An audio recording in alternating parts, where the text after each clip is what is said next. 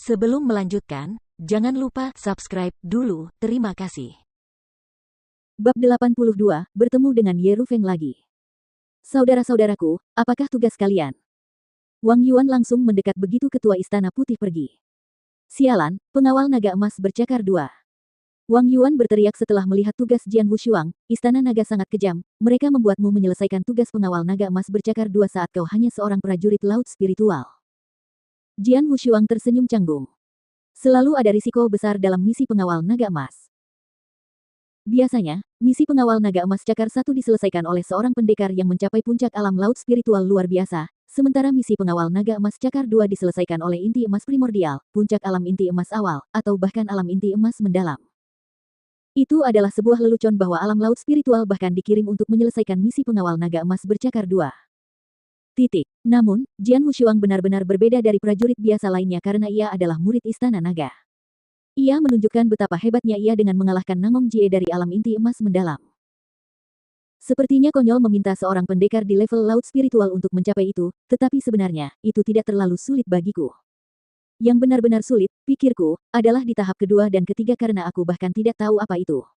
Kata Jian Wushuang sambil tersenyum. Ia lebih penasaran dengan tugas-tugas di 2 tahap terakhir. Ia memegang gulungan-gulungan di tangannya, tetapi ia tidak membukanya dengan tergesa-gesa. Saudaraku, misi tahap pertamamu sederhana saja, kata Jian Wushuang ketika dia melirik gulungan di tangan Yang Zaixuan. Misi pertama Yang Zaixuan adalah membunuh seorang pendekar di alam inti emas mendalam yang dapat dibunuh dengan mudah olehnya, walaupun pendekar itu baik. Kapan kamu berencana berangkat? Kata Yang Zaixuan. Saya akan mengunjungi paviliun rahasia dan langsung pergi. Bagaimana denganmu? Kata Jian Wushuang.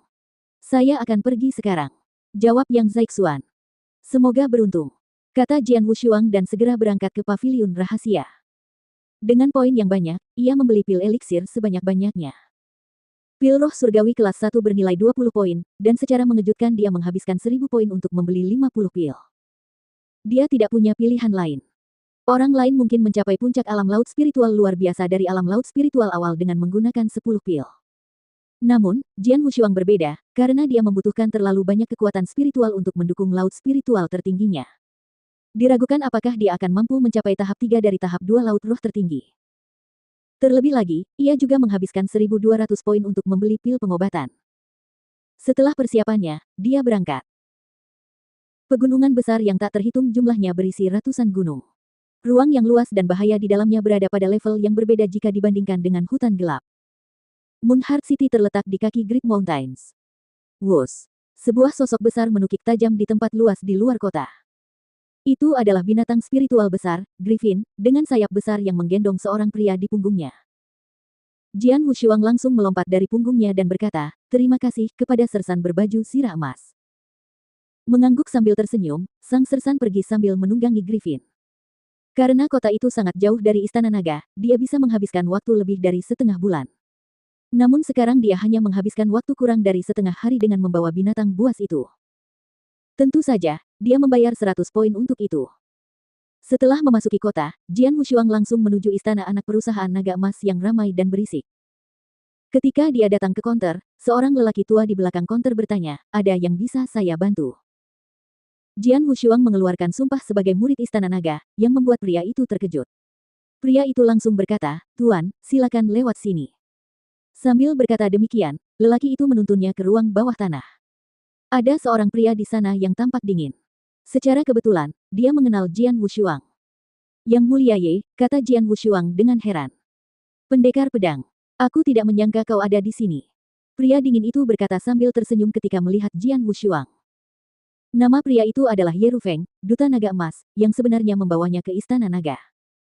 "Yang mulia, kalian saling kenal?" tanya lelaki tua itu dengan bingung. "Kami bisa mengatasinya, kau bisa pergi," kata Ye Rufeng. "Baik, Yang mulia." Sang tetua segera mundur. "Haha, senang bertemu denganmu lagi, saudaraku," kata Ye Rufeng sambil tertawa lebar. "Kebetulan sekali," kata Jian Wushuang sambil tersenyum. "Silakan duduk." Setelah duduk di kursi di ruang bawah tanah, Ye Rufeng bertanya, "Saudaraku, kamu seharusnya berkultivasi di istana. Mengapa kamu datang ke sini? Apakah kamu mendapat misi?" Sebagai Duta Naga Emas dari Istana Naga Emas, Ye Rufeng mengetahui tentang Istana Naga dan memahami bahwa murid-murid mereka sering menerima tugas dari sana. Aku sedang dalam misi sebagai pengawal naga emas bercakar dua dan tujuannya adalah pegunungan besar yang tak terhitung jumlahnya, kata Jian Wushuang. Apa? Kamu di sini untuk misi pengawal naga emas bercakar dua? Ye Rufeng bertanya dengan kaget. Ya, ada apa? Tanya Jian Wushuang dengan bingung dan dia tidak tahu mengapa Ye Rufeng bereaksi berlebihan. Haha, hebat sekali. Jujur saja, kami sebenarnya ingin meminta bantuanmu, kata Ye Rufeng dengan gembira. Apa itu? Tanya Jian Wushuang sambil tersenyum. Dia bisa masuk ke istana hanya karena rekomendasi Ye Rufeng dan dia berutang padanya. Jadi Jian Wushuang tidak akan menolaknya jika tidak sampai mati. Ikuti aku, kata Ye Rufeng dan membawanya ke ruang bawah tanah tersembunyi lainnya di istana anak perusahaan naga emas. Ada seorang gadis berpakaian ungu sedang berlatih pedang, High plus P. Fiuh, fiuh, fiuh, fiuh. Bayangan pedang itu sebetulnya tidak buruk. Dia, tanya Jian Wushuang sambil menatap gadis itu. Meskipun gadis itu masih muda, dia, dengan ilmu pedang yang luar biasa, telah mencapai tingkat inti emas primordial. Yang paling mengesankan orang-orang adalah bahwa gadis itu secara tak terduga memahami tingkat esensi tetesan air, meskipun dia belum mencapai tingkat itu.